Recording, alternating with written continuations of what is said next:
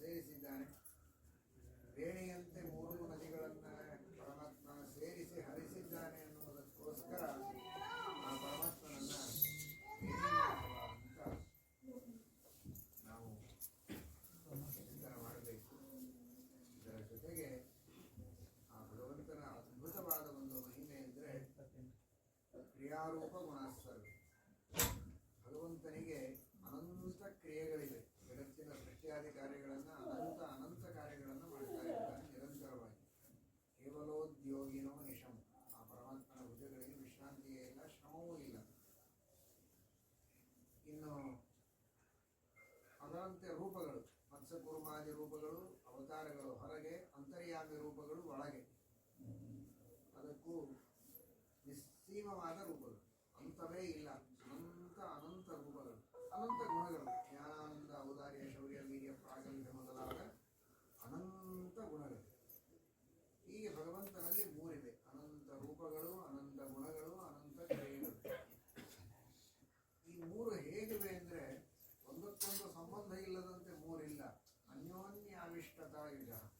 ಪರಮಾತ್ಮನ ಅನಂತ ಗುಣಗಳಿವೆ ಅಲ್ಲ, ಆ ಅನಂತ ಗುಣಗಳಿಗೂ ಅನಂತ ರೂಪಗಳಿವೆ, ಅನಂತ ಕ್ರಿಯೆಗಳಿವೆ, ಅನಂತ ರೂಪಗಳಿವೆ. ಮತ್ತೆ ಉದಾಹರಣೆಗೆ ಹೇಳೋದಾದರೆ, ಪರಮಾತ್ಮನ ಒಂದು ರಾಮ ಅನ್ನುವ ಒಂದು ರೂಪ ತೆಗೆದುಕೊಂಡ್ರೆ ಆ ರಾಮರೂಪಕ್ಕೆ ಅನಂತ ಗುಣಗಳಿವೆ, ಅನಂತ ಕ್ರಿಯೆಗಳಿವೆ, ಅನಂತ ಅವತಾರಗಳಿವೆ. ರಾಮನಿಗೆ ಅನಂತ ರೂಪಗಳಿವೆ. ಮತ್ತೆ ಅಂದರೆ ರಾಮಕೃಷ್ಣ, ರಾಮಮತ್ಸ್ಯ, ರಾಮಕೂರ್ಮ, ರಾಮವರಾಹ ಅಂತ ಹೀಗೆ. ಆ ರಾಮನ ಜ್ಞಾನಾನಂದಾದಿಗಳು ಅವನ ಸೃಷ್ಟಿಯಾದಿ ಕಾರ್ಯಗಳು.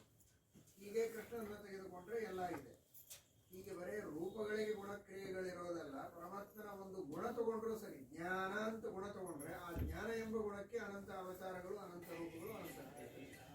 ಜ್ಞಾನರಾಮ, ಜ್ಞಾನವ್ಯಾಸ, ಜ್ಞಾನ ಹಯಗ್ರೀವ, ಜ್ಞಾನ ಮತ್ಸ್ಯ, ಜ್ಞಾನ ಕೂರ್ಮ, ಹೀಗೆ ಅದರಂತೆ ಕ್ರಿಯೆಗಳು. ಪರಮಾತ್ಮನ ಸೃಷ್ಟಿ ಎನ್ನುವ ಕ್ರಿಯೆ ತೆಗೆದುಕೊಂಡ್ರೆ ಆ ಸೃಷ್ಟಿಗೆ ಅನಂತ ರೂಪಗಳು, ಅನಂತ ಗುಣ, ಅನಂತ ಕ್ರಿಯೆ. ಈ ರೀತಿ ಗುಣ ಕ್ರಿಯೆ ಎಲ್ಲದರಲ್ಲಿಯೂ ಪರಸ್ಪರ ಮಿಶ್ರಣ ಇದೆ. ಹೇಗೆ ಅಂದರೆ, ಒಂದು ವೇಣಿಯನ್ನು ಮೂರು ಕೂದಲಿನ ಎಳೆಗಳನ್ನು ತೆಗೆದುಕೊಂಡು ಯಾವ ರೀತಿ ಜಡೆ ಹಾಕಬೇಕೋ ಅದೇ ರೀತಿ ಪರಮಾತ್ಮನ ಈ ರೂಪ ಗುಣಕ್ರಿಯೆಗಳು ಒಂದರಲ್ಲಿ ಒಂದು ಸೇರಿಕೊಂಡದ್ದೇನಿದೆ. ಇದು ಅತ್ಯಂತ ಅಸಾಧಾರಣ. ದೇವರನ್ನು ಬಿಟ್ಟರೆ ಇನ್ನು ಯಾರಿಗೂ ಇರಲಿಕ್ಕೆ ಸಾಧ್ಯ ಇಲ್ಲ. ಅಂತಹ ಅಪೂರ್ವವಾದ ವೇಣಿ ಸ್ವರೂಪನಾಗಿದ್ದಾನೆ ಪರಮಾತ್ಮ.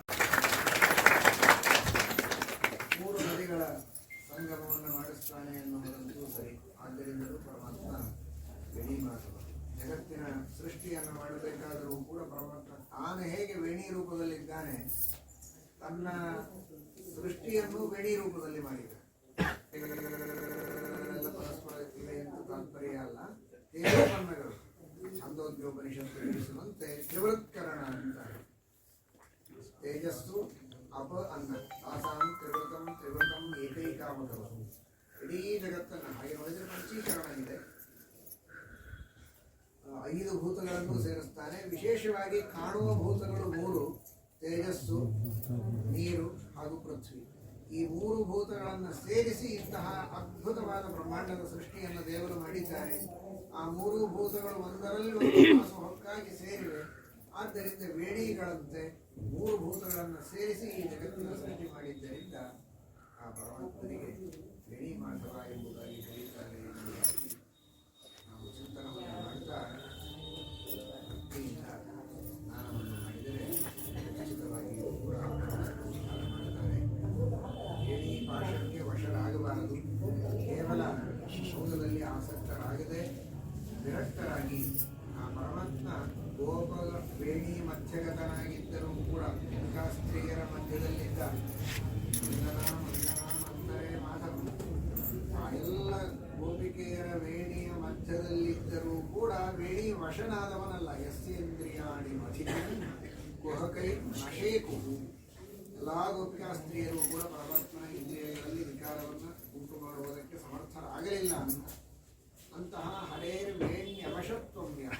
ಪರಮಾತ್ಮ ವೇಣಿ ಮಧ್ಯದಲ್ಲಿದ್ದರೂ ವೇಣಿ ವಶನಲ್ಲ ಅಂತ ತಿಳಿದು ಅವರನ್ನು ಉಪಾಸನೆ ಮಾಡಿದರೆ ಅವರಿಗೂ ವೈರಾಗ್ಯವನ್ನು ಕೊಟ್ಟು ಪರಮಾತ್ಮನ ಮಹಾತ್ಮೆಯನ್ನು ಕೂಡ ಈ ಸಂದರ್ಭದಲ್ಲಿ